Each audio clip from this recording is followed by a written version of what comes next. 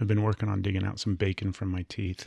I just got done eating a delicious breakfast, which was bacon, eggs with broccoli sprouts. If you haven't heard what broccoli sprouts are, I don't know how to describe them other than exactly that. They're broccoli sprouts.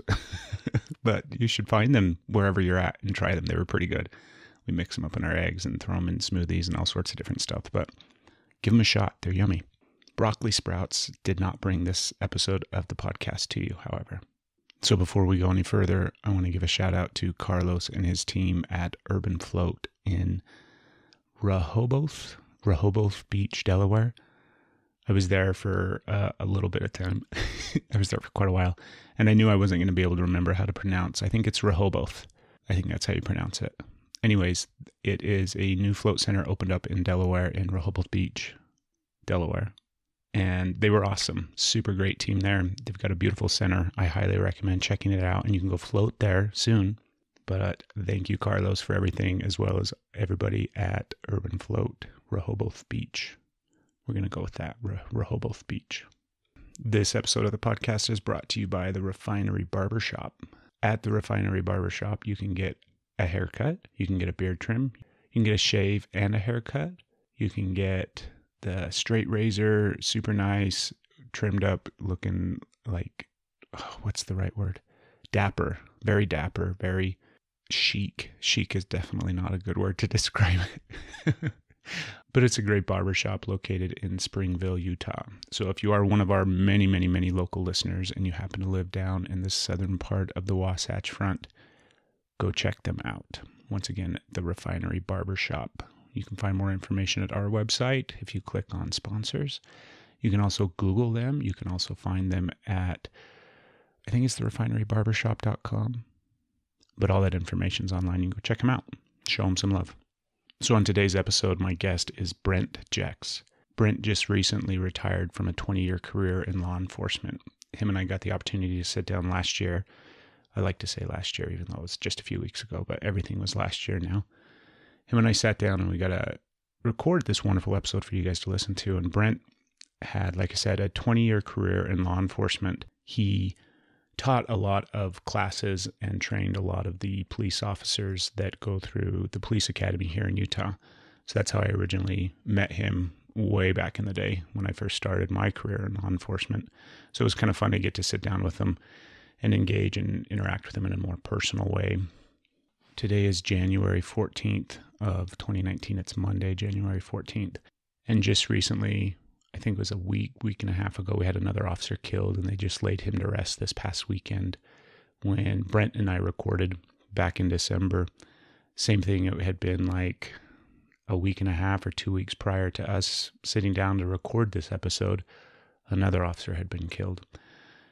Brent and I talk about a lot of different stuff in this episode, but part of the reason why I like doing these episodes with people that are in law enforcement or have been in law enforcement, even though he spent 20 years and he just retired, but I want to humanize what it is for a police officer to be a police officer. I want to humanize, and I want you to hear from their own mouths and from their own words the experiences that they have, what it's like to actually physically do that job, and the toll that it takes on your body, on your life, on your relationships, on your mental health, all sorts of different stuff.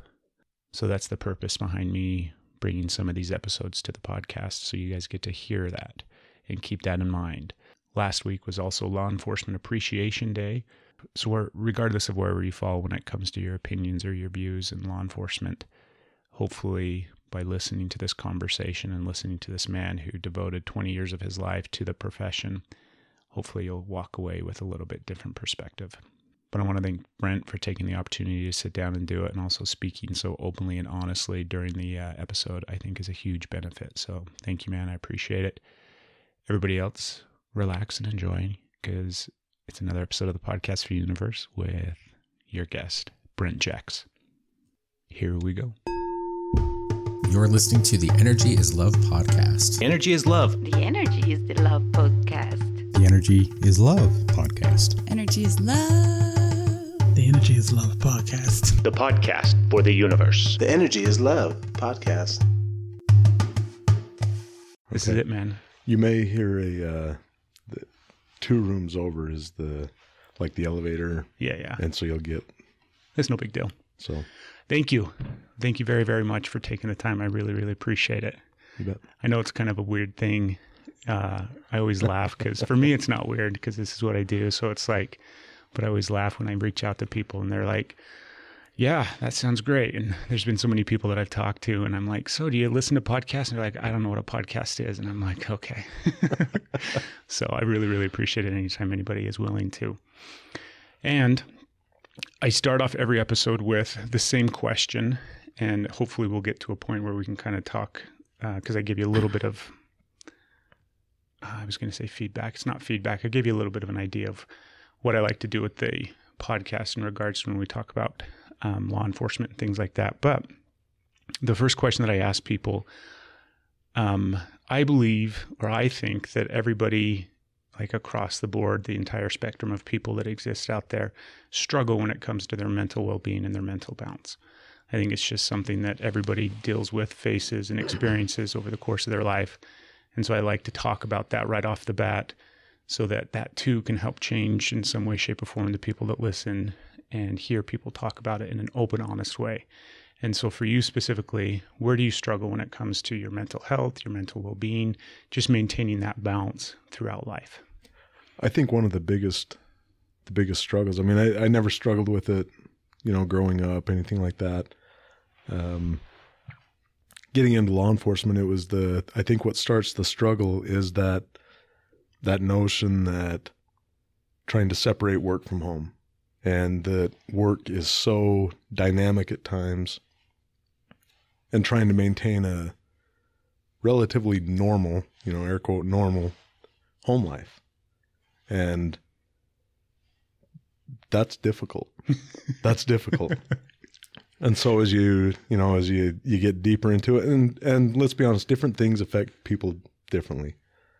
Different experiences growing up. People have very dramatic childhoods. My childhood was fairly uneventful.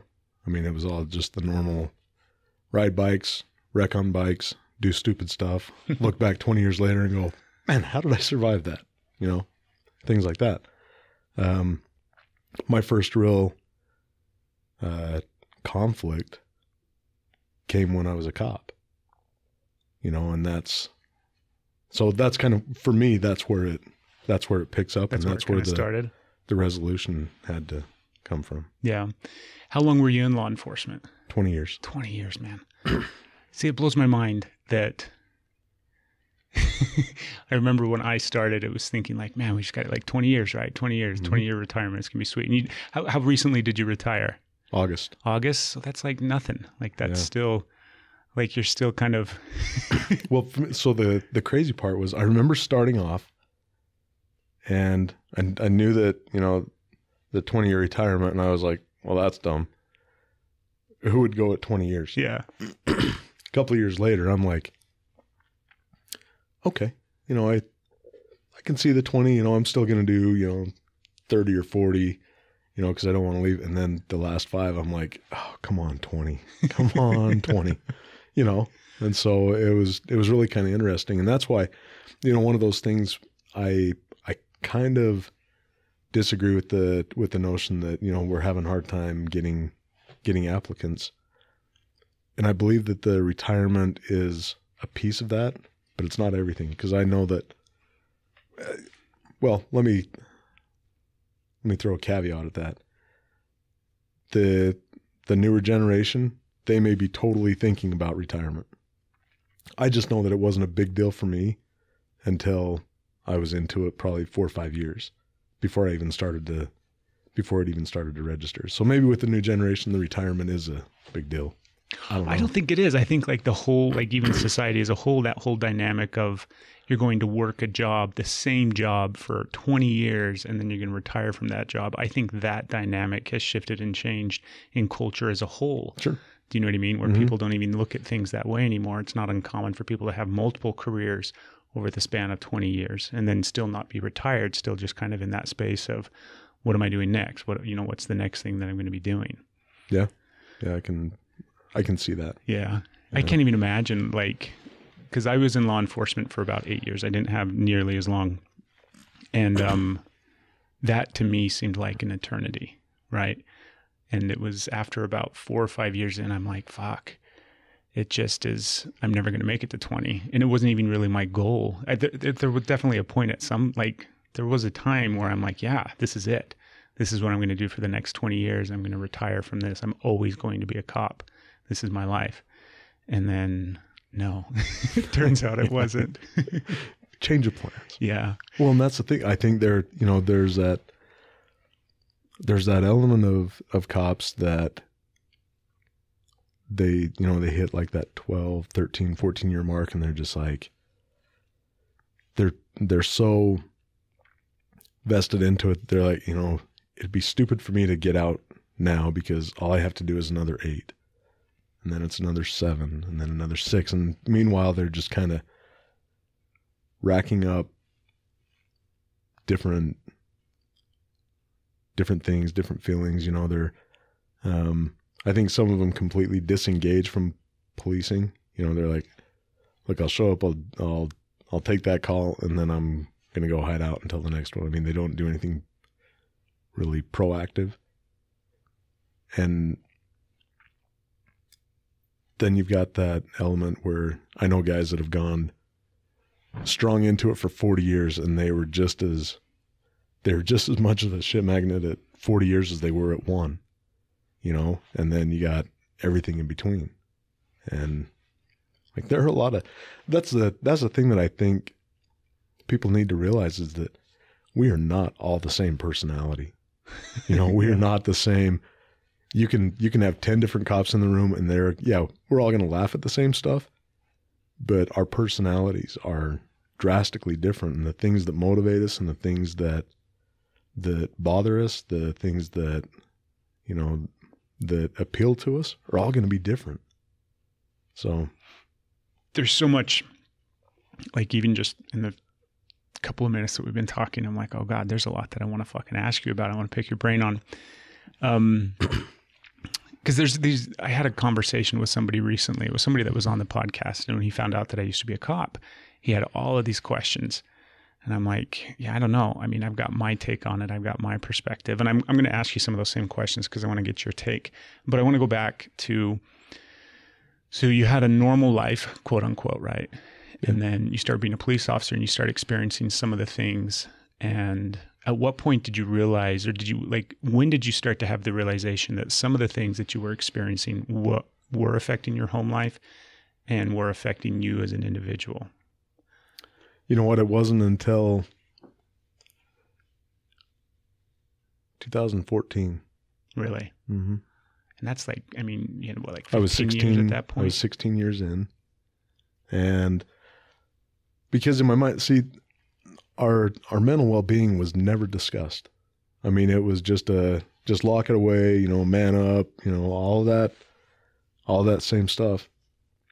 And it was never on how to deal with horrific stuff. And why, I don't know. And so, we had an officer shot and killed in 2002, November 18th, 2002. And that obviously messed with me. But then I thought, okay, I've just got to, this is all part of the thing. And I just, plow through it and move on. And then eventually it doesn't bother me anymore, And so that was kind of the mindset. And until 2014, that's just kind of how everything was. Oh, okay, this is just another one of those things. But until my life started to unravel, it didn't equate. Like, I couldn't put 2 and 2 together. That, oh, my life's unraveling because of this. Well, and not just because, I mean, those deaths and all those critical incidents and all that stuff, it didn't cause that, but it affected my mind to where my mind started to, I started to interpret things. I started to look at things like, like my wife would say something and I'd be like, oh, okay. I started to notice that my patience was getting shorter and shorter, and you start reading into things, and and that's when I realized it, because I'd never learned how to deal with any of that other than just man up and move on. Okay, yeah, that was a sad deal, or yeah, that tragic accident, dead kids, yeah, those really suck. But nobody would come out and say it's okay for that stuff to mess with you. And we're going to learn some coping skills. We learn all sorts of skills, all sorts of ground fighting, all sorts of firearms, all sorts of tactics, everything like that, because it's, your life depends on it. Your life depends on it, which it absolutely does.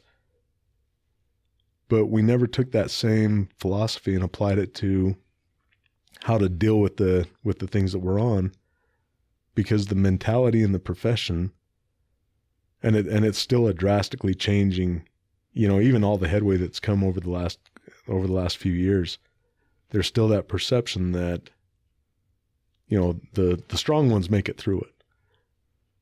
The weak ones, yeah, we'll get them help, and yeah, that's really sad and everything like that, and we'll put them in in this spot, and we'll constantly say, hey, are you okay? Things like that. Yeah. And it's like, look, I'm still the same guy I was. I'll still go into those situations. I'll still do this, except for I'm probably going to go into it with a little more confidence. And that's one of the things that I didn't realize until after the fact, was that if we would get ahead of the curve on that, we would make, as a profession, I believe that we would make better decisions. We would make quicker decisions. And everybody thinks that, well, if we start pushing therapy, then we're going to get into this, that we're going to show up on a barricade and we're going to go, hey, what's going on in here? Tell me, hey, buddy, things like that. But that's not the case at all. That's not the case at all. You're still going to have use of force. You're still going to have officer involved shootings, but they're going to be crisp.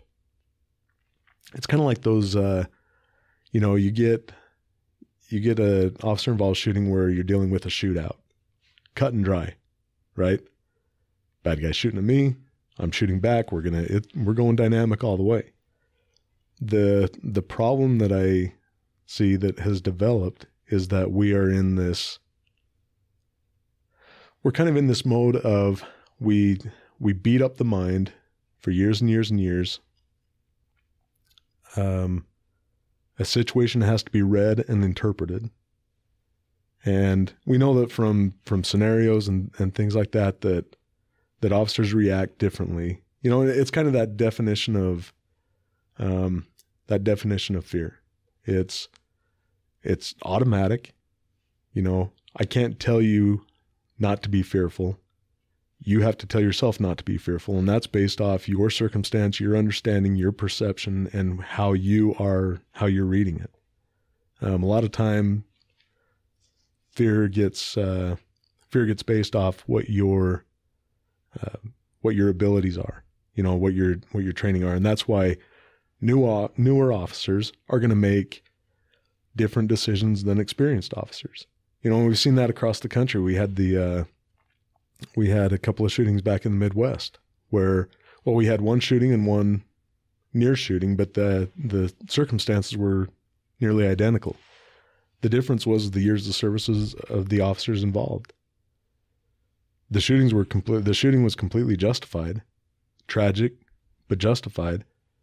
But because the perception of the officer, they're reading into that situation with not the same experience as the nearly identical case where you had a 20-year plus vet that looked at it and said, okay, my window is a little bit wider because I've been through this game enough that I know that if it gets to this point that I can still take action, but I can allow that.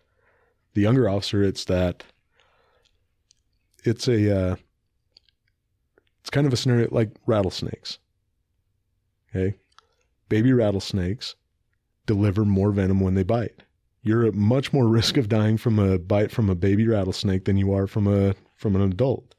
The adult knows I need to deliver this much. The baby rattlesnake doesn't have that same experience. And so it latches on and just gives it everything that it's got until it learns from it. And so the context that I think we need to be in is that we teach early on, and the police academy is drastically changed from when I went through.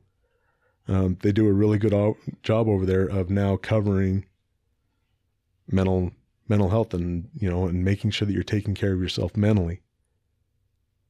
The rest of the profession needs to catch up to that. See, I think that's one of the, like the way you described how much training is involved in all these other areas, right? All this stuff that we do in order to become proficient with firearms, with, like everything, all the training involved to become a police officer, as well as ongoing training.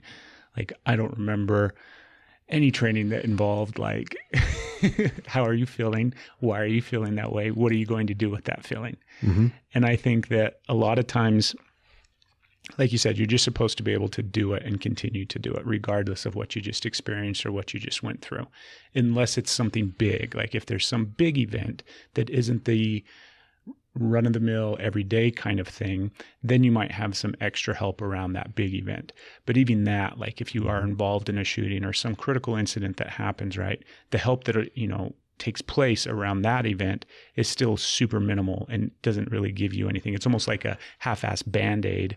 And it feels kind of like a setup. Exactly. Like, hey, we're gonna give this to you. Do you want some counseling? Yeah. Do you want some counseling? No, man, I'm good. Oh, okay. Well, just so you know, wink, wink, it's always there. Yeah, that stigma too, right? Yeah. Like, I don't need that. I'm fine. Because that for me is one of the biggest problems, because it's not, I mean, you can have officers that go their whole career and may only experience one, maybe two of those type of really critical, shitty events. Mm-hmm. However, you have daily things that after you're a cop for any amount of time, right? 6 months, a lot of that stuff just becomes normal. However, it's super shitty. Like everybody else in society would be like, you had to do what? And you're like, yeah, this is just normal. This is what happens every single day. You see the dead body, you see the accident, you go through the experience, you had to fight somebody in this moment or that moment or whatever the case may be. All of those run-of-the-mill things that just become so regular every day for us, those two, I think, have probably more compounding effect on your mental well-being, because you're like numb to it, but yet you're still in it day in and day out and day in and day out, and they compound. Nobody calls you for the, hey, I just wanted to let you guys know that I'm having a really good day and things are going great at home. And Yeah. I just wanted you guys to come by and, have a piece of cake. Yeah. You don't get those. We're involved in everybody's, the amount of domestics that cops go on, and it's just that constant barrage of conflict. And even on traffic stops. I mean, I can't speak for anybody else, but if I dealt with somebody pleasant on a traffic stop, you're getting a warning. I may not even go back and check if your license is valid. I may just be like, thanks for being decent. Hey, have at it. Hope you you get to your destination with the 30 kilos of coke and the body that's probably in the trunk, but thanks for being nice, and that's sad. That's sad that we've gotten to that point where that's our reward, is that Just like human decency and niceness. Yeah. Yeah. And I mean, now for everybody listening, what's more than likely to get you out of a ticket. But I don't know. We talk about we talk about the suicide rate and the overdose rate and how those are all compounding, and those things are completely tragic. Tragic for families to go through, all of the unanswered questions. But one of the things that we forget about in that equation is that on these record numbers of deaths, we've got the same officers going to them over and over and over again. And suicides can range from the appearance of very peaceful to extremely violent. Yeah. That's one thing I didn't know going into it, right? That's an aspect of the job that I didn't really like. I don't think you necessarily can prepare anybody for it, right? And you could definitely tell the new officer that this is what's going to happen, and you're going to be in these situations on a regular routine basis over and over and over again. But yet you can't really prepare for that. And that was one thing that I had no idea, because it seemed like whenever I was working, it was going to be the really shitty one, right? It wasn't going to be the peaceful one where it just looked like they went to sleep and everything was fine. It was going to be the really, really shitty one that was when I was on. And I got tired of going to those on one hand, but on the same hand, it was like, that's the job, that's the responsibility, that's the thing that you have to do. And I think that's one aspect, one of many, where people just don't understand that, like you said, every single one of those events, you're going to have a police officer there most likely.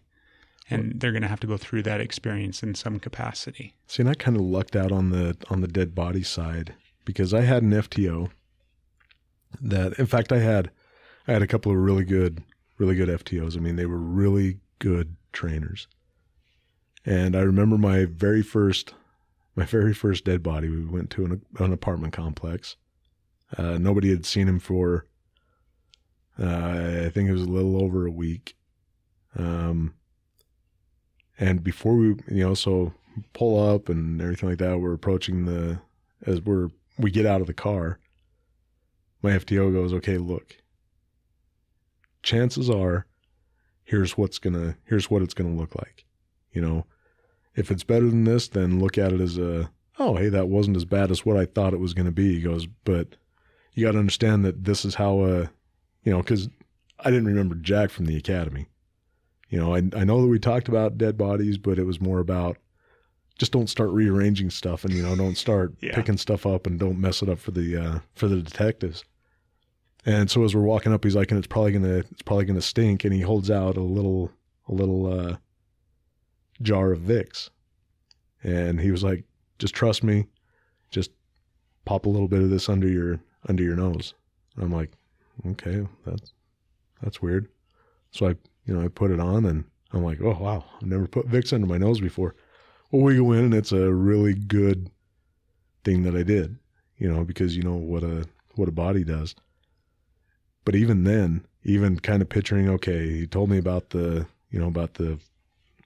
physical changes and the physiological changes and all that, and the smell and everything like that. But it's still just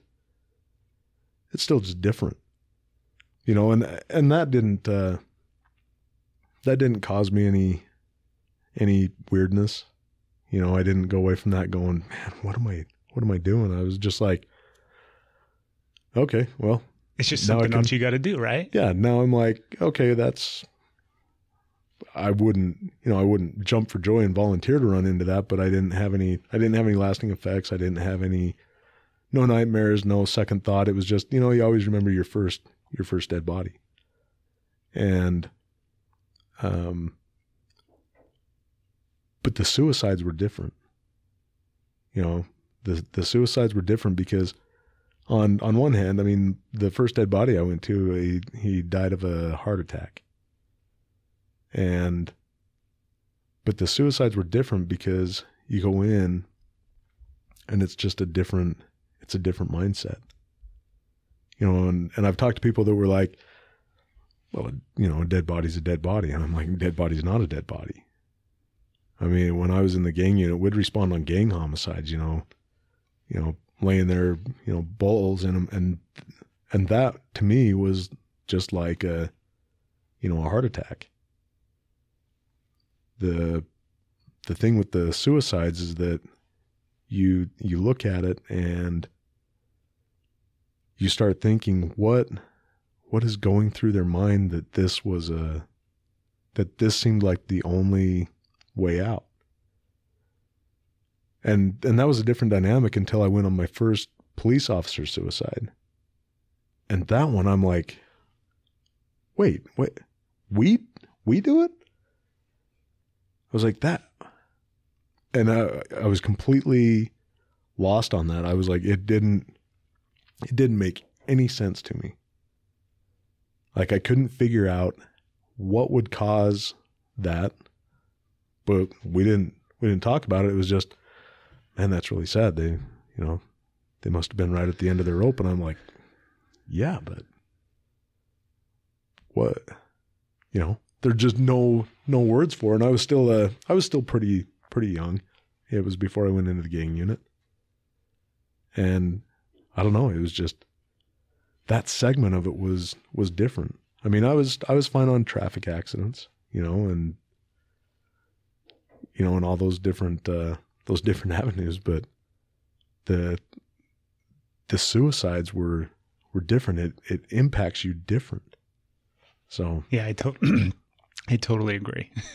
For me, it was like, because hindsight, right, 2020, you can always go back and look and see. And I totally agree that they just have a different feel to them.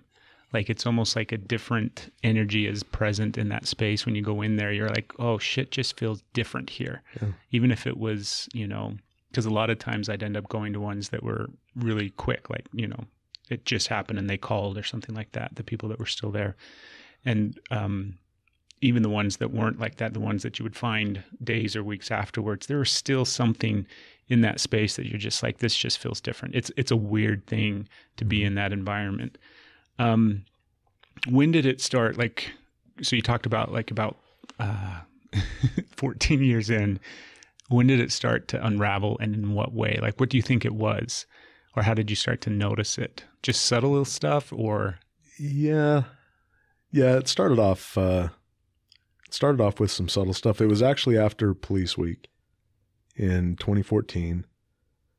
Derek Johnson, who was a friend of mine, was put on the wall in DC, and I was there. And when I got home from that, it was just, I don't know, it was,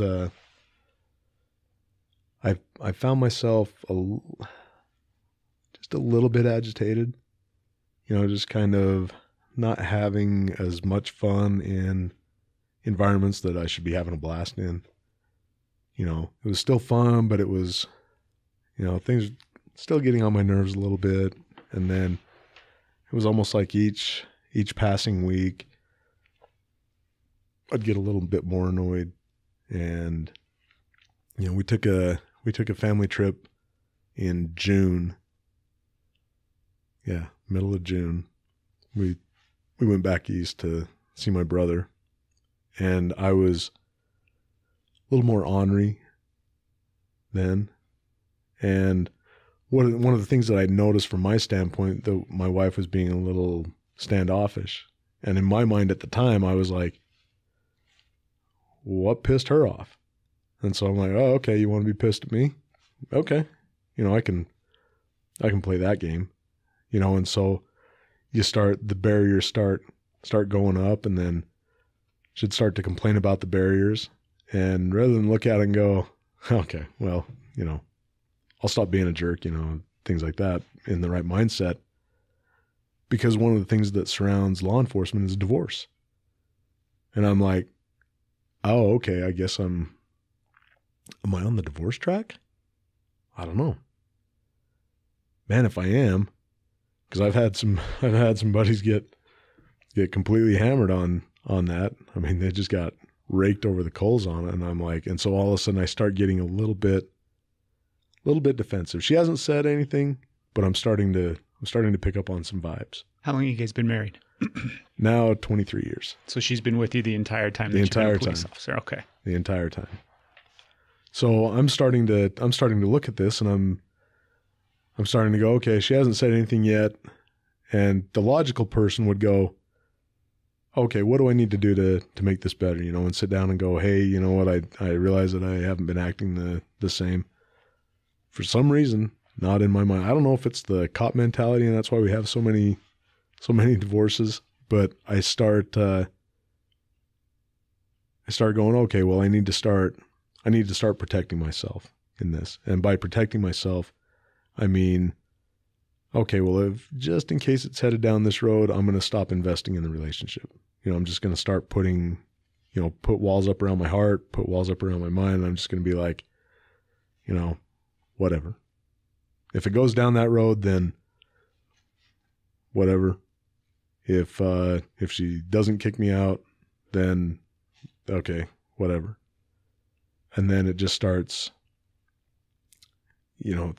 getting into that mentality where, oh, the end of July, beginning part of August, I'm kind of in this mindset where I'm like, oh, man, I'm going to be living in my trailer. And then I'm like, I don't want it. I mean, I enjoy my trailer, but I'm going to be that guy. I didn't think I was going to be that guy. And then I would get really resentful of her. And my patience was short, and I was working a ton. I mean, just a ton of overtime, every bit of overtime that I could get. And then I just kind of started bracing for it, and I get into the end of August, beginning of September, and I'm just like, all right, any day. It's not coming. Well, she's griping about me not getting the bathroom done. And I was seriously in my mind, I'm like, well, I'm not going to finish the bathroom so that your next husband can enjoy this custom shower. Yeah. He can use the bathtub upstairs if that's, and so I was defensive on that. And I'm just like, the nerve that she has to ask me to finish this. And that's probably why she's waiting. And so I'm like, well, I'm not going to finish, and then she can't kick me out, but I kept waiting for that other shoe to drop. And then in October, it was just worse. And looking back on it, I had a couple of friends. One in particular worked for West Valley, and we're teaching at the police academy together. And we're kind of standing there in a break and just kind of chatting, and we've known each other a long time. And he tells me, he goes, yeah, me and his wife, we almost got a divorce. And I'm like, oh man, that sucks. And he's like, yeah. He goes, there was a lot of stuff that that I didn't deal with. He had been in a shooting, and he was like, I didn't think that it bothered me, but it turns out it did. I'm like, dang. Well, let me know if you need anything. And he goes, yeah, you do the same. And I'm like, yeah, I haven't been in a shooting. I've been around a lot of them, but I've never pulled the trigger. So that's about the best that I could offer. And he goes, no, seriously, if you need to talk about anything. And I'm like, no, if you need to talk, you've been in a shooting and you were on the verge of divorce. Yeah. And so you let me know. And I look back on it now, and I'm like, oh man, I'm an idiot, cause that was back in May, June. Yeah. And so he was seeing the things, cause he had already been down that road. And, but it was the first time that anybody had even approached the subject of things like that. I thought, so as we go down that road and we get into October, I have another friend that, we're driving down the road, and I'm just like, and I'm kind of venting to him, I'm like, she's doing this and pissing me off. She's doing this and pissing me off. Why won't she just kick me out? Why won't she just serve me? Why won't she just, and he pulls into a parking lot, puts the truck in park, and he's like, all right, you're stupid. And I'm like, I know. And I'm like, well, what does this have to do with, with me and my wife? And he's like, look, there's, and he's trying to talk about it, and he's trying to do all these things. And I knew clearly in August, September that there were issues. And I was starting to get it in my mind. I mean, it wasn't like the end of October was all of a sudden I'm like, oh wait, this is the effects of the job that are coming back to bite me in the ass. And, I kind of knew it, but I just thought, well, I'm in this track. And so I guess, single me, or, my next wife, if I can find anybody that, that want to be with somebody that's being an ass. And it was just all the resentment of knowing that my kids were going to have a stepdad. And I was just like, ugh, and it just ate at me. And rather than fix it, rather than step back and go, okay, what do I need to do to fix it? I just accepted it as, this is part of the culture. I'm now one of the statistics, and that's just the way that it is. And poor me, and all of that. And then it was the end of October, beginning of November, I have another friend. I was like, man, I really thought I was good at hiding this, you know, From cops. especially at work. And Yeah. and so then it was a friend of mine that approached me that wasn't a cop, that was like, what's going on? I'm like, you know, I'm just working a lot, you know, and stuff like that. And then all of a sudden I lose it.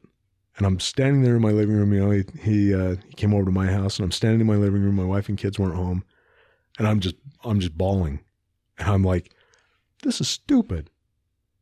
You know, what is going on? And he's like, look, you gotta fix this. And he had some experience, you know, with helping people. He was not a counselor or anything, but had some experience helping. And he was like, look, you need to see somebody. And all of a sudden, as soon as he said that, all of a sudden I remember back to my buddy from West Valley, my other buddy, you know, that saying, hey, you know, we can kind of see this going and you need some help. And all of a sudden those prior conversations all kind of dumped into my mind. And I'm like, okay, yes, I do. But I already thought that it was too late for me and my wife. I thought, you know, I'll go to therapy, but it'll just, you know, to help me with my new start in life. And so I get into therapy, and all of a sudden things start getting better. And I realized that she's not going to kick me out, although she should have. I mean, 'cause especially those last few months. I mean, I was just a dick, you know? Yeah. And I still tell her, I'm like, I don't know how you didn't smother me in my sleep, or hire a hitman, or do it yourself, or just, you know, whatever. Cause I did. I deserved it. I completely earned it. And I had that glimpse of why our divorce rate is so high, you know, and it's not just the work-related trauma and our inability to deal with it, but it's also our type A personalities. You know, I'm not wrong. You're saying I'm wrong. You know? Yeah, I think it's the whole thing, right? Because it is. Like, I had that personality before I was a police officer to some degree. However, being a police officer, like, just puts it on steroids almost, because you aren't ever wrong. And it's not because, yes, you are wrong all the time, right? You make mistakes all the time as a police officer. But at the end of the day, like, you have to move past those mistakes, and you have to, cops are the ones responsible for making the decisions.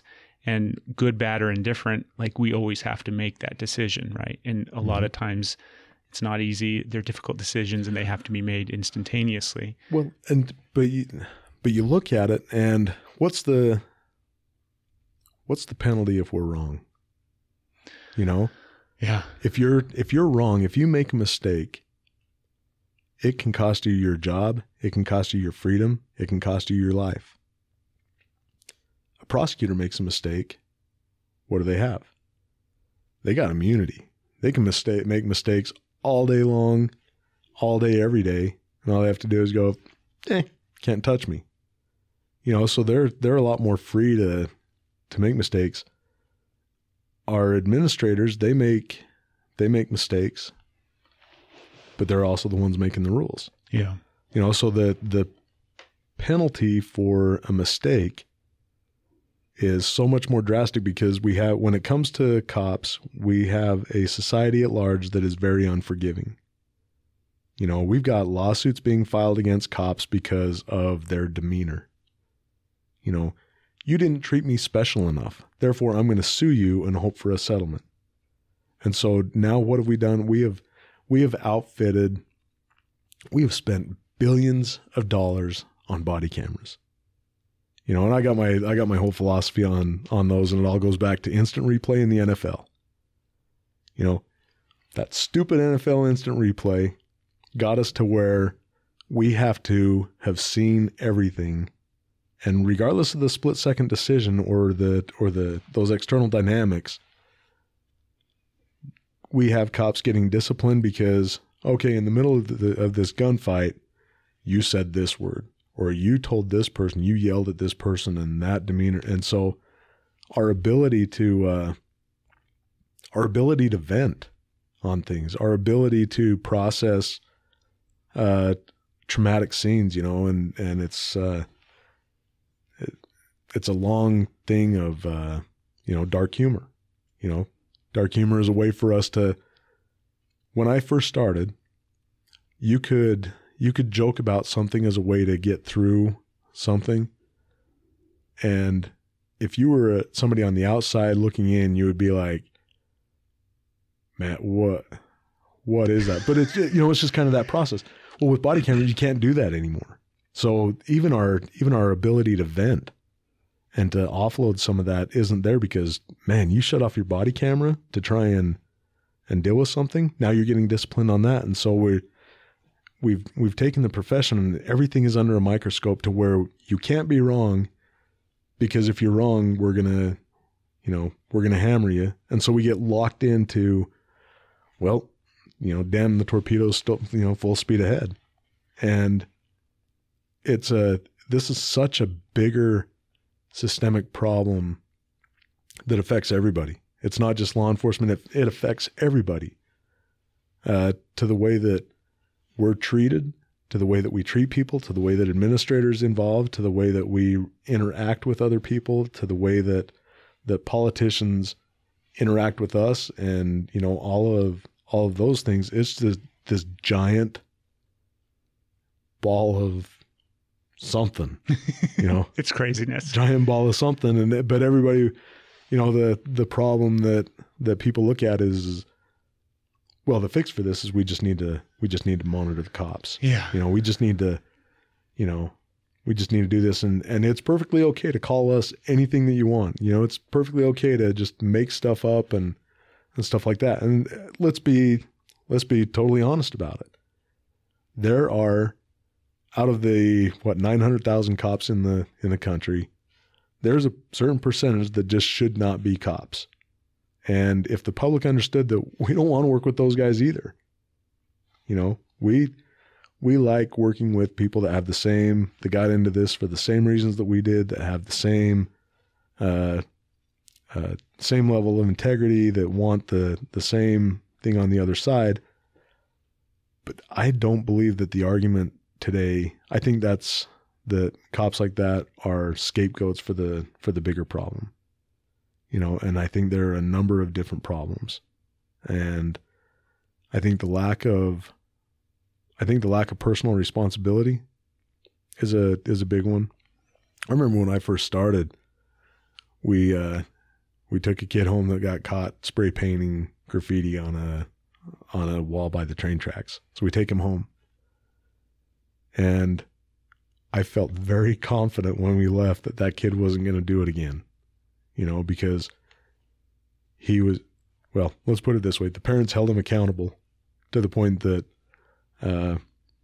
me and my FTO, he looked at me, he was like, "Let's go." I'm like, "Yeah, that's a good idea." And so we jump in the car and disappear out of the neighborhood, you know, while he was getting disciplined. It's not like that anymore. It's, you know, I can't believe that you had the audacity to handcuff my child. You know, he has every right to spray paint that graffiti. You know, you're infringing on his artistic ability, and now I'm going to go hire some schmuck lawyer, and we're going to come after you and sue you, and then to make it go away, the city's going to cut him a check for $10,000, and so it's that rewarded behavior. I mean, this is not just a one issue thing. And the thing is that plays into the officer's mental well-being as well. And so it's not just that, you know, those critical incidents. It's not. It's the totality of all of it, right? Yeah. Of being and it's not even just being a police officer. This is one of the biggest things for me, because I've been out of law enforcement for like 3 years. And I look back now over the course of my career, I started out at the jail. So I used to work at the Salt Lake County Jail as a corrections officer, and then I went to the road. And looking back at it, it was like I used to have conversations with some of the prisoners. And after a while, you know, in the beginning when you start, they're just prisoners, right? And you have that dynamic between you and the officer, or the prisoner and the corrections officer and whatever. But I was there long enough that I started to have some conversations with them, started to humanize them in a sense, because obviously they're just fucking people. They're just humans, right? Right. And starting to realize like normal guys, by and large, for the most part, yes, there were those criminals, those people that definitely needed to be inside a jail or a prison. But other than that, there's a big, huge population of people in jail that just fucked up and made mistakes. And not only that, but had a life of that kind of behavior, but it didn't mean that they were bad people. It was like the inability to cope and deal with life in general, right? They don't have the skill set. And it's not to say that they're not educated or they're not smart, or it's just like the literal fact they were never taught, shown, or had that behavior displayed. And then I got out to the road and it was like obviously the same thing. Just this huge inability to cope and manage with stress, with difficult situations, you know, all the little piddly dumbass shit that police officers deal with between people, you know, going and solving the neighbor dispute or whatever the issue may be, all these civil problems that cops would have to go deal with that shouldn't even be a problem. It's just people's inability to cope and deal with that stuff. And for me, it always came back to like this huge inability to cope with life because of a lack of skill set and the ability to process through the difficult things that we face and deal with. And then it's heightened as a police officer because you face and deal with difficult, strenuous things day in and day out. And we don't have the skill set to do it. We have the skill set to do it in the moment, right? I can solve the problem. I can fix the problem. I can do whatever needs to happen. But all those compounded, lasting effects, I didn't have the skill set for it. I had no coping mechanisms to deal with all the stress, the heightened stress, the like just staying in that heightened stressed state like all the time. I didn't have a coping mechanism for that other than It's because it's counterintuitive. Yeah. You know, and that's the thing is that we, for our careers, we had to get involved in stuff that was counterintuitive. You know, gunshots go off. The human instinct is get away from it. And our instinct is go towards it and stop it. While at the same time in the back of your mind going, what are you doing? You're supposed to be going the other way. Yeah. You know, and that's the thing. You know, we have all these programs, and some of the programs are great, and you hit it right on the head. You know, there are segments of the population that are the incarcerated population that are not the predators on society. Yeah, they made bad judgments and maybe they need a little time out, but they're not predatory on society. You know, after 20 years, my view is that jails should be for those that can't stop preying on society.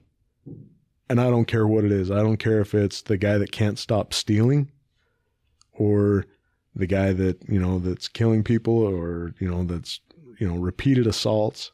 And that's part of the problem is that we've taken this ability to, of discretion, of trusting the officer to read the situation and going, okay, look, you know, I responded on a domestic once. We get there, go inside. The wife's sitting on the couch. The husband is kind of standing by the kitchen, and he's like, "Hey, thanks for coming." I'm like, "Did we go on the wrong call?" You know, and I seriously, I was like, I thought we were supposed to be on a domestic where, you know, it was a physical domestic and nothing's out of place, nothing's like that. And he goes, "Look, here's what happened. I had this long day at work. Came home, you know, we started talking, you know, the talking turned into a disagreement, and I shoved her, you know, she, you know, and I'm like, okay, you shoved her, and she was like, I'm fine. You know, I'm not hurt at all. And he's like, look, I'll sign a witness statement as to what I did. There's no excuse for it, And I'm like, okay, you know, we're getting creamed on the road at that time. And so I turned to my back and I'm like, hey, you can go jump on another call. I got this. And he's like, are you sure? You know, it's a domestic response. I'm like, yeah, I think I'm going to be good. So I'm like, hey, if you're willing to sign a witness statement, so he does, and he puts it all down there. I, scratch him a ticket for the assault, and I'm like, I mentioned it to the wife. I'm like, hey, are you good with this? And she's like, absolutely. This is it's never happened before. And she goes, I promise you, it's never going to happen again. And I could tell by that, and he was like, yeah, it's never going to happen again. It was not that dominating, how you think of domestics. And I actually got in trouble for not booking him. And I'm like, why book him? I was like, the situation had resolved itself. And it was in that moment that I realized that we're taking even domestics and lumping them into one. We're lumping them into one thing. And this wasn't a husband that was, woman, where's my food? And why didn't you do this? And, starts knocking her around. It was a side emotional thing that got the best of him. Could happen to anybody. But he ended up doing 2 days in jail. When it came down, because everybody was like, oh, it's a domestic. We've got to, what would happen if we didn't jail him? And all of a sudden he goes on this random spree, and that liability. You look at the 9/11 hijackers, and when they found out that a couple of them had been stopped by law enforcement in Florida, I think one was for speeding. I can't remember what the other one was for, but it was like cops were in contact with the hijackers. Like, yeah, but they weren't hijacking anything at the time. Yeah. They were speeding, and it looks like they got a ticket for it. But we are so hypersensitive about everything that it just, man, it's 2 or 3 or 4 high-speed trains all headed towards each other, and you're just going, man, this is going to collide, and it's going to be ugly. And I think we're at the peak of that collision. It's crazy. I got to piss. Me too. Let's pause real quick.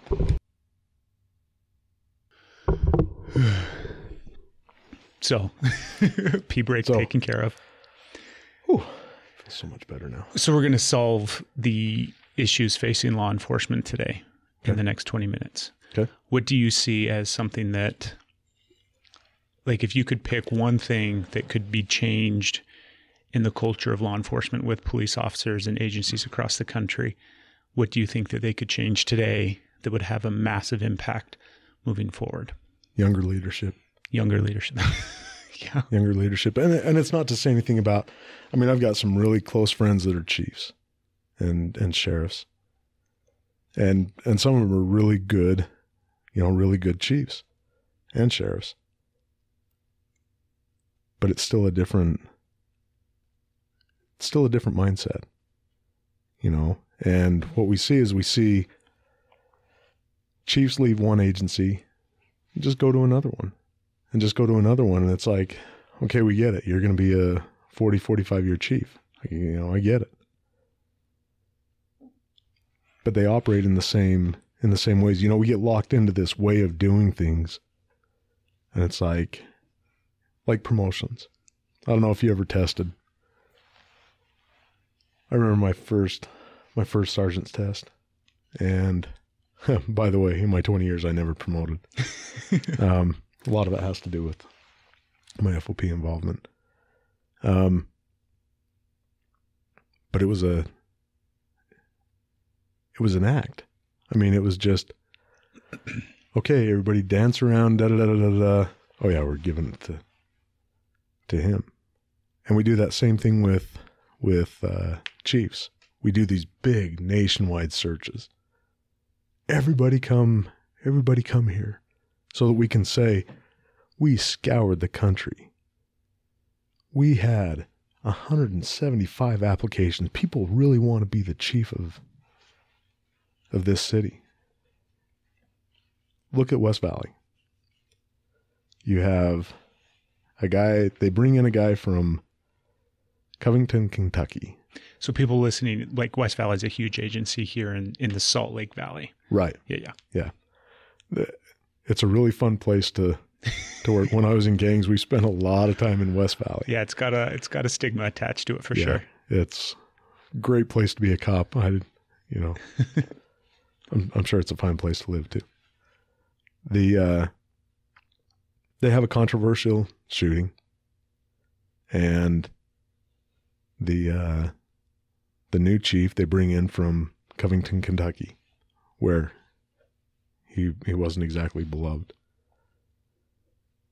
Prior to that, he was in Maryland, where he actually had an administrative charge of cowardice when the unit that he was supervising gets into a shootout on a search warrant, and he runs and hides behind a shed rather than taking command. And so out there they actually have an administrative charge for that.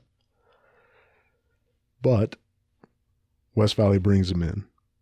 Oh, he's going to be great. I mean, all this stuff, and he just upends everything, and he's a quote unquote fixer. He leaves. And West Valley did something good. They promote their next chief from within. And she is awesome. She gets it. She understands. She has compassion for the officers because she's come up through the ranks with them. You know, she has the ability.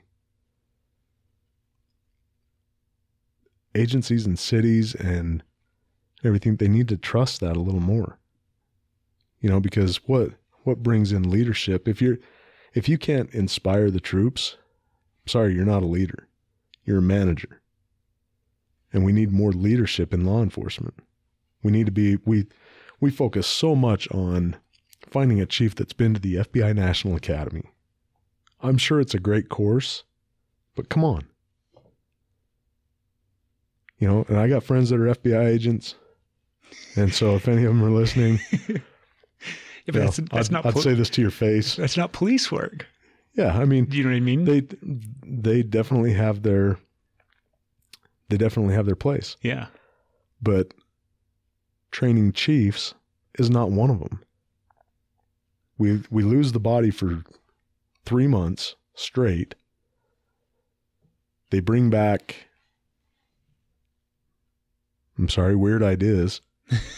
That quite frankly, it tries to fit what happens back in Virginia with what's happening in Utah, and it just doesn't work. We've got different policing styles. We've got different policing styles across the country, and it's designed. You know, Robert F. Kennedy once said that every community gets the type of criminal that they deserve. What is equally true is that that every community gets the type of law enforcement they insist on.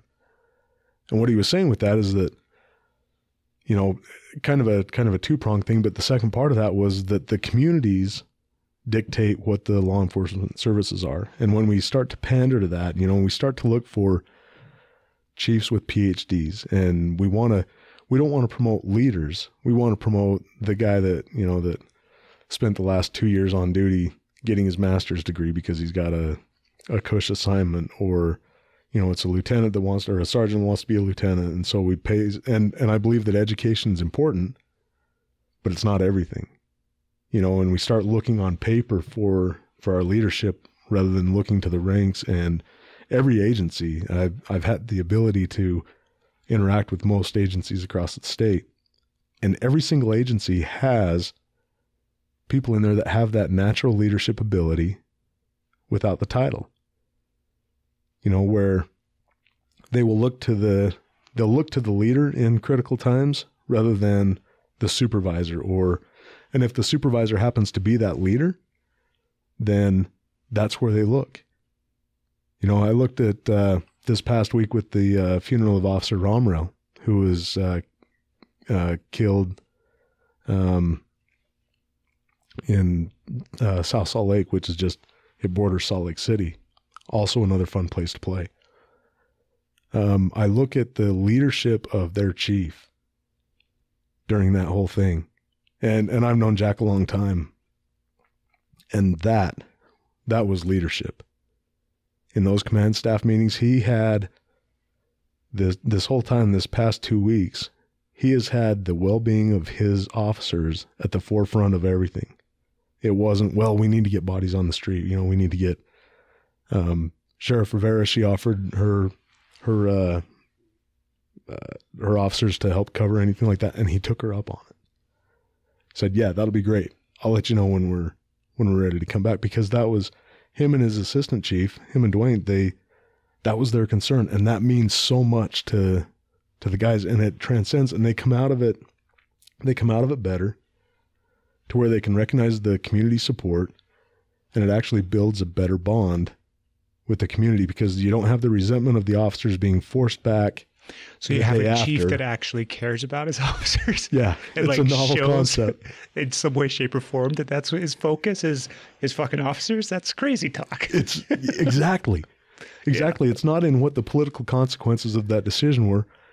It was, my officers and the family are front and center right now, and I don't care we'll get back to whatever it is then, but right now this is what's important.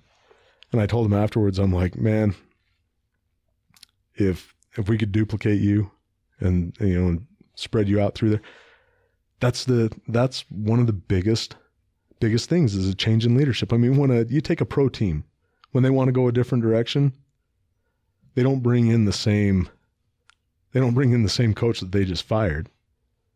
They bring in somebody else that changes it up and everything like that. And when the team gets excited behind it, they play better. When they play better, they win more. When they win more, the fans like it and they come out and buy the tickets. And it's that old Walmart concept. Sam Walton, while he was alive, not the same company now, but he said, and Richard Branson with Virgin Airlines also said the same thing. He said, when you invest in your employees, it comes around to benefit the communities. And that's what a lot of agencies don't understand, is that when you invest in the well-being of your officers, they work harder, they work smarter. When they work harder and smarter, it creates a safer environment. Because they're not just running through the motions of stopping any car. They start going, okay, I want to find the car that's the predator in society. If I got a regular car and a carload of gangbangers, carload of gangbangers, carload of gangbangers, carload of tweakers, you're like, oh man, can I somehow stop both of them? But that's what it comes down to. We've turned this profession into that it's got to be about race, or it's got to be about this, it's got to be about socioeconomics. And I don't see that. In 20 years, I never saw a racial component.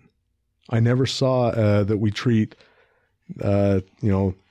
this race bad, or that if we go into this, that it's bad, or that this is like a really touchy part of the conversation, right? Where people, because I listen to a lot of different podcasts, you can turn on the TV any given night of the week and you're going to see a lot of stuff regarding police officers and race.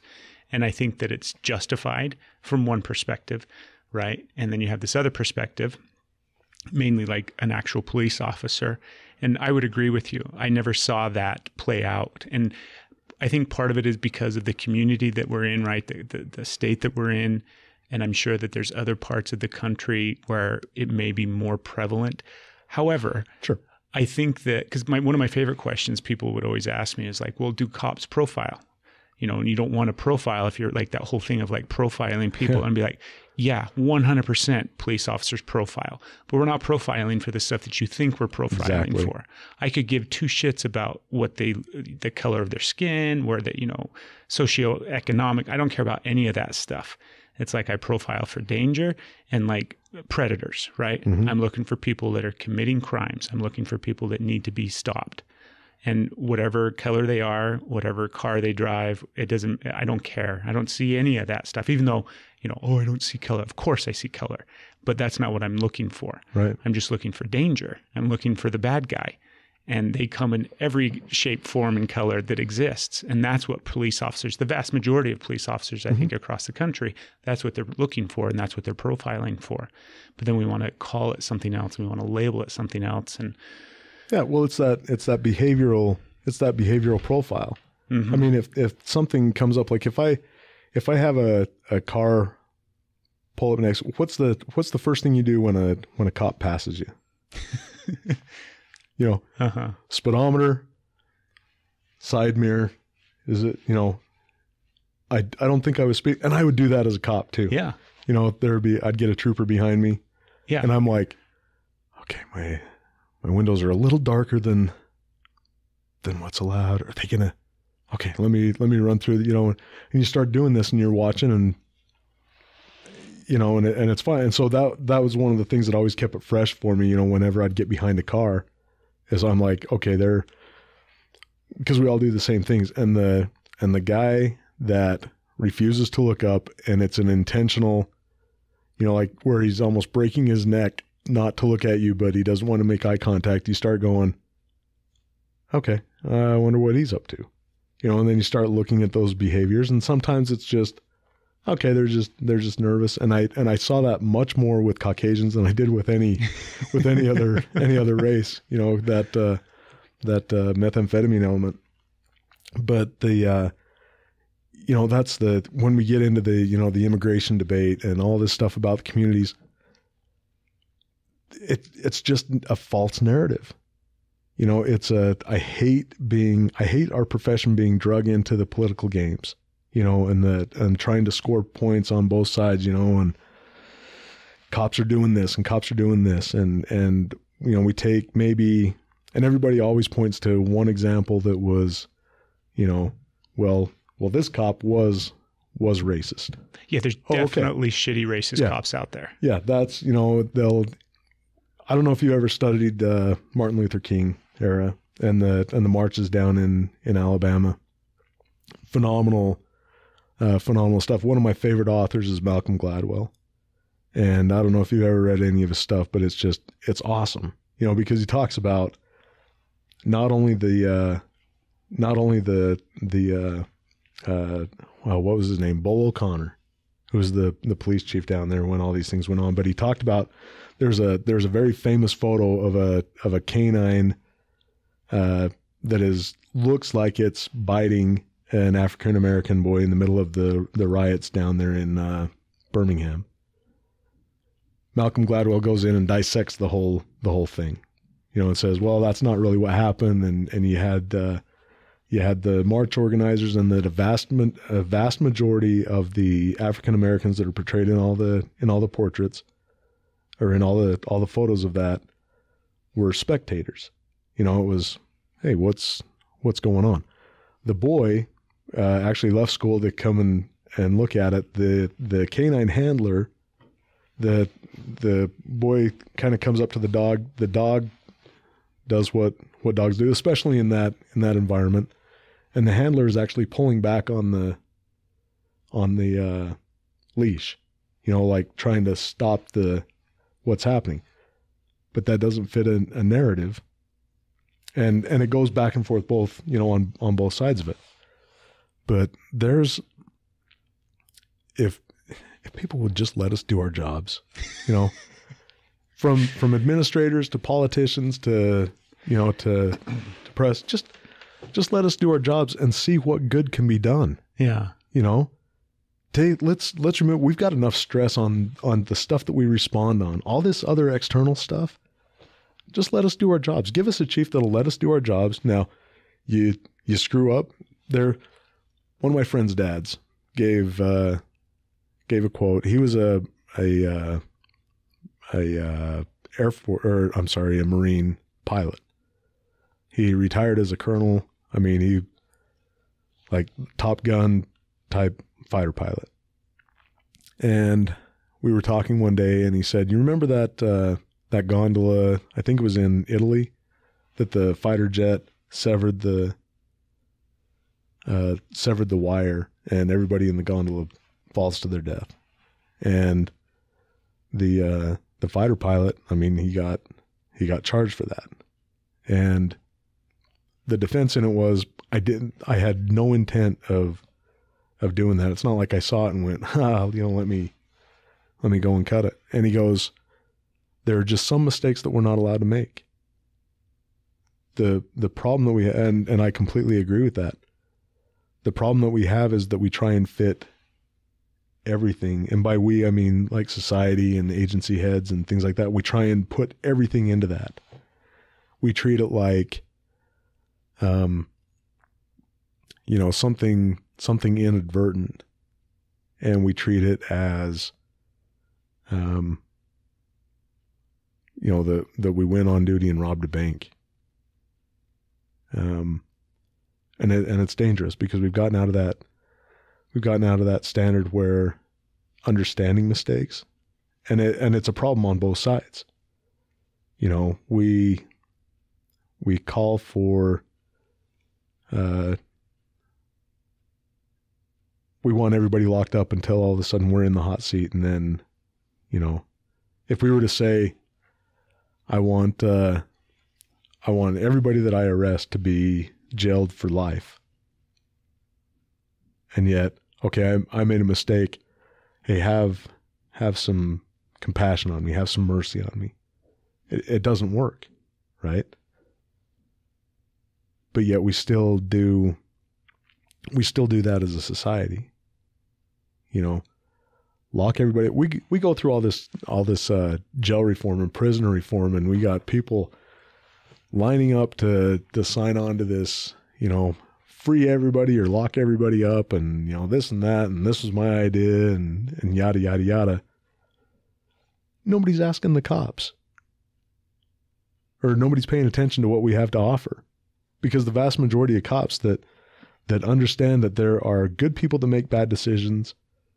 And yeah, there's a price to be paid for that, but having some understanding and some common sense. I mean, let's do that.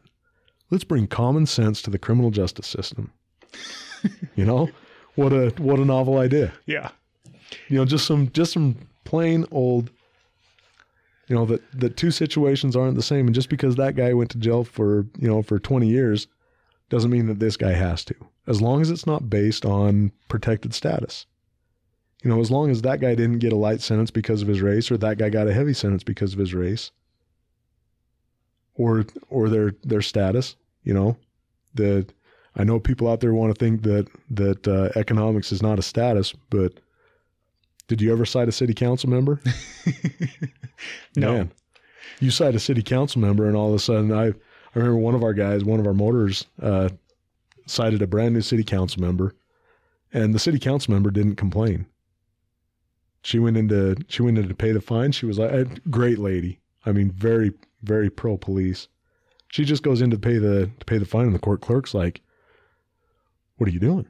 She's like, I was going a little fast." And they're like, "But you got a ticket?" "Yeah." Well, that made its way back around, and our city manager at the time has a complete come apart. "You don't cite city council, you don't." And the city council member was like, "Don't make an issue out of this. I was speeding. I paid the fine. Leave the officer alone." For years, everywhere you turned in the department was the mayor, the city council, the photos, and all of the city heads. And it was in briefing. It was, make sure you see these people. And it's like, oh, okay. Oh, we're playing that game, huh? So many of those things piss me off. I know. And the thing is that it's the cops on the road that are paying the price for it. We're paying the price because some city administrators, some chiefs, other administrators are making these horrific decisions, and we're paying the price for it.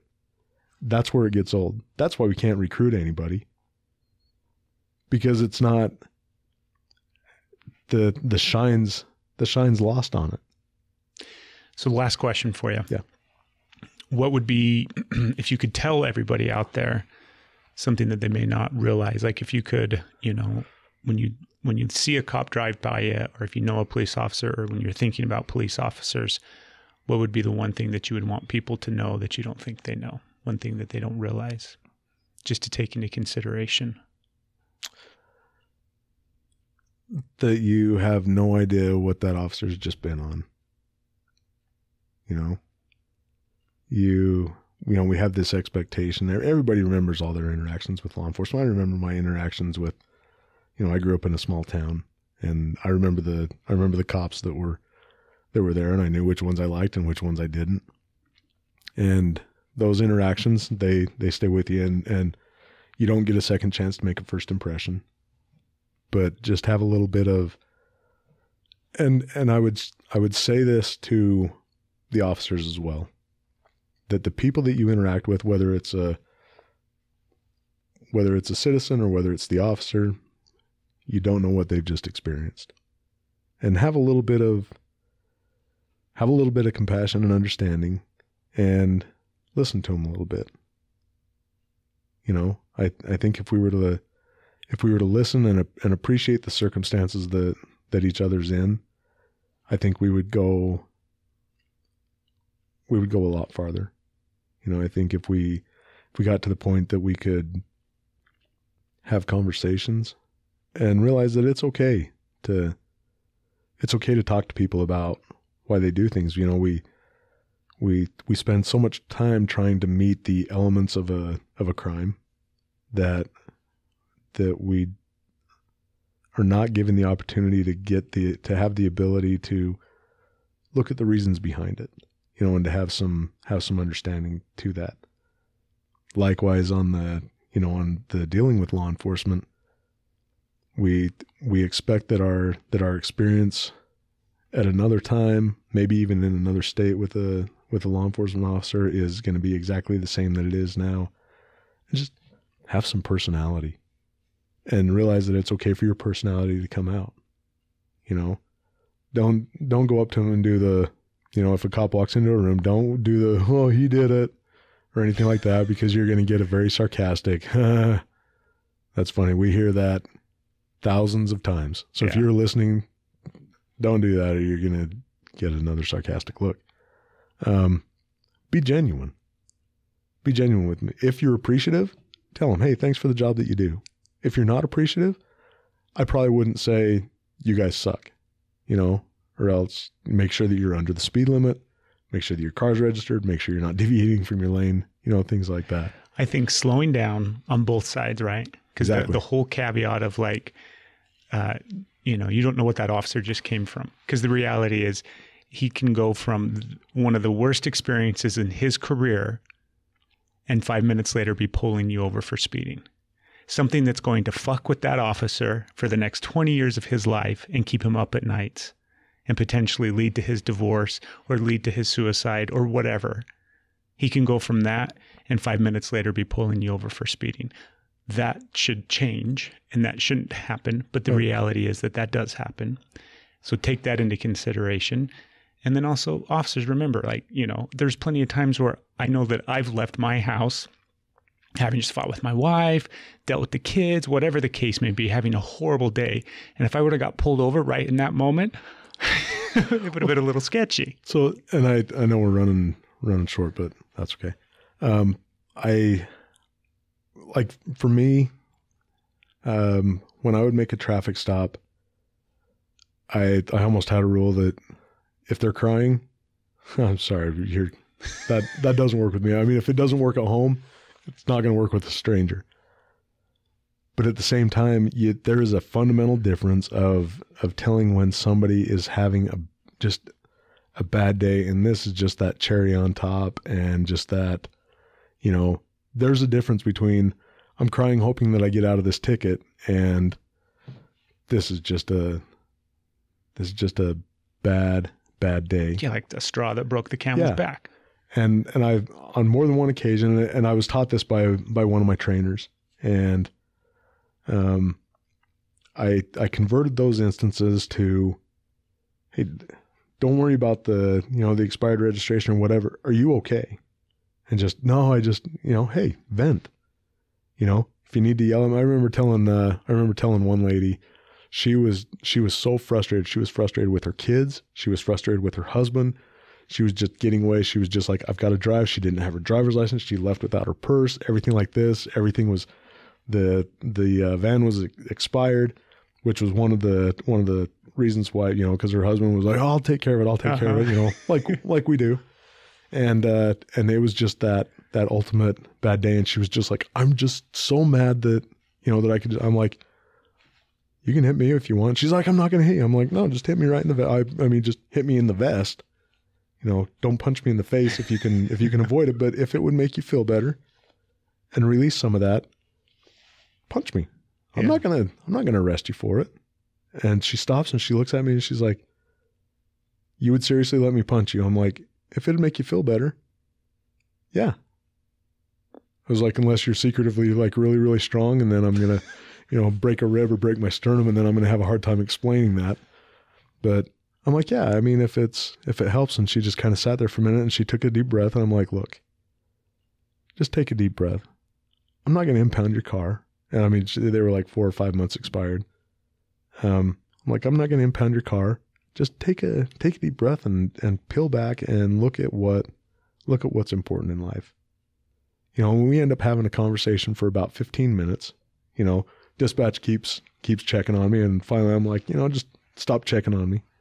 And we just have this conversation, and it's okay. It's okay for cops to do that. It's okay for cops to have compassion in areas where you otherwise wouldn't. I reject the idea that it's okay for cops to be completely black and white. Those days of being black and white are long gone. Cops that would cite their own moms, I'm like, if you were my kid, I'd slap you. I probably only cited maybe 5% of the people that I stopped, because I was either not interested in stopping. I'd stop them, and I'm like, oh, you're not a criminal. All right. Yeah. Get out of here. There's no dope in this car. Okay, you can go.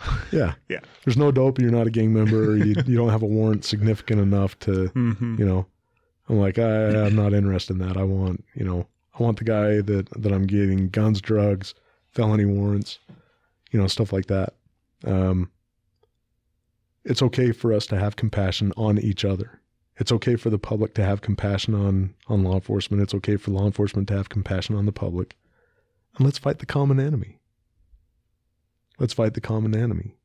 And it doesn't matter whether it's in an immigrant community, where it's being portrayed as, I don't know of any cop that goes into an immigrant community that looks to do traffic stops so that they can call immigration and say, aha, I got you. Not a single one. Out of all the agencies that I've dealt with, in all the communities that I've done, every time I've been in a community, and it didn't matter whether it was in my agency or when I was in a task force and in another agency around the state or even in another state,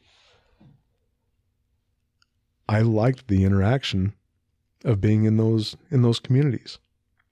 The people were genuine, and I didn't care about their status. Well, it's not my job to care about their status. I cared about their status if they were a predator. The undocumented gangbangers, the undocumented drug dealers. Those are the ones that I'm like, hey, ICE, can we take care of this problem?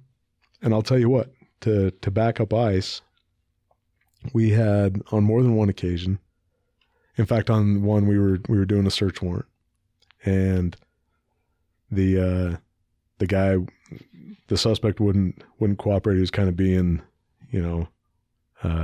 being difficult. And I mean, we had him dead to rights on video on everything. So I call up immigration. They bring out their portable scanner.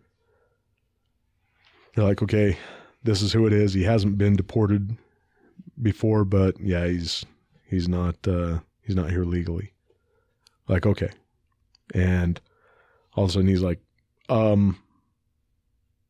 want to talk, and so the ICE agent goes away, and we talk about his circumstance in life, talk about his family, talk about all this, and, and he wants to do this, but he was completely freaked out because ICE was now on scene. I mean, he had documentation of all this stuff. And he was like, they're gonna deport me, as soon as I get, he's gonna watch for me to come through the jail and stuff like that. So I call the ICE agent back. He left me with his card. I call him back. I explain the circumstance, and he's like, yeah, no problem. Yeah, do whatever. If you're gonna release him, go ahead and release him there. I'm not gonna do anything on my end. It's that same thing. I mean, the ICE agents aren't looking to walk through and go, oh, you're out. They have the exact same interest. We are focused on the predators of society, and until society and law enforcement come together at the base of it, not the politicians, not the police administrators, when we get into that level, then we'll start solving the problem, and then we'll have the common agreement. But somebody's got to make that first step. Yeah.